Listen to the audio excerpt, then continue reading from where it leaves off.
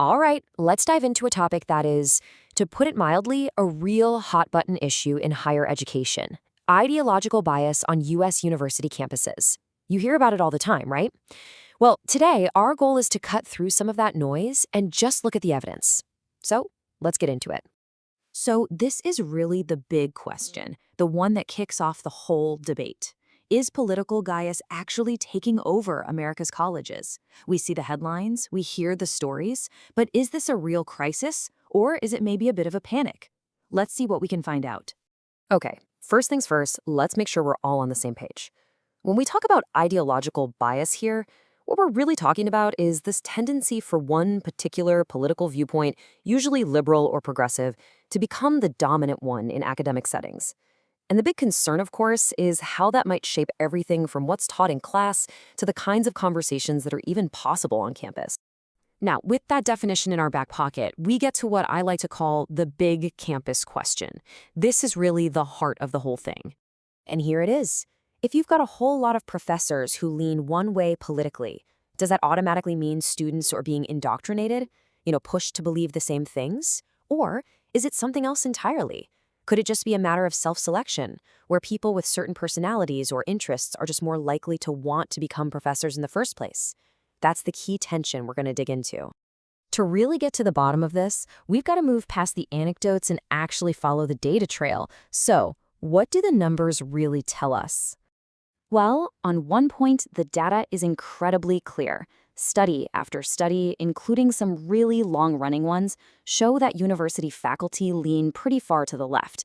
Nationally, you'll often hear this ratio of about 10 liberal professors for every one conservative professor, and that gap gets even wider in fields like the humanities and social sciences. And if you zoom in on some of the elite universities, this trend can get, well, pretty extreme. A recent report from 2024 that looked at several departments at Yale found the ratio of registered Democrats to Republicans on the faculty was a pretty staggering 28-1. That just goes to show you how wide this gap can be in certain places. But, and this is a really important but, we have to add a layer of nuance here. Just because the faculty is overwhelmingly liberal, does that mean campuses are crawling with Marxists? Well, the data says no, not really. Surveys consistently find that professors who actually identify as Marxists are a tiny minority, somewhere around 3 to 5%. So a left-leaning faculty is definitely not the same thing as a Marxist faculty. That's a key distinction. So how did we get here? This kind of imbalance wasn't always the case. To really get what's happening now, we kind of need to rewind and look at how things have changed over time. If you go way back to the 1950s, during the McCarthy era, the political pressure was actually coming from the complete opposite direction. Professors who were even suspected of being leftists were getting fired. Fast forward to 1969, and things had shifted. Liberals were the biggest group, but conservatives and moderates still made up more than half the faculty. And things stayed pretty stable like that for decades.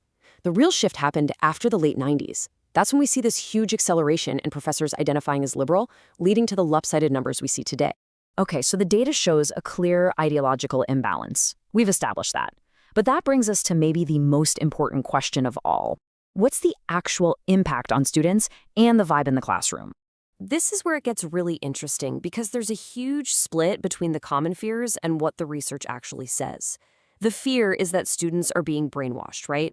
And that conservative students get punished with bad grades. But when you look at large-scale studies, you find something else.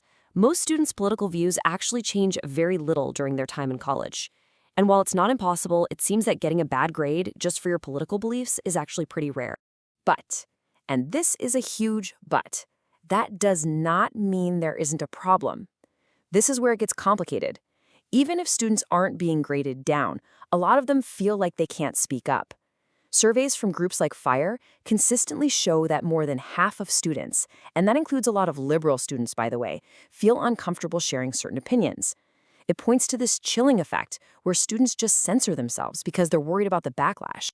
Okay, so if the real problem is less about outright indoctrination and more about this chilled climate for honest debate, then what on earth can be done about it?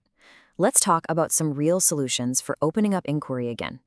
A lot of the focus now is on positive, practical solutions. A big idea is for the universities themselves to adopt what's called institutional neutrality. Basically, the school as a whole doesn't take sides on political fights.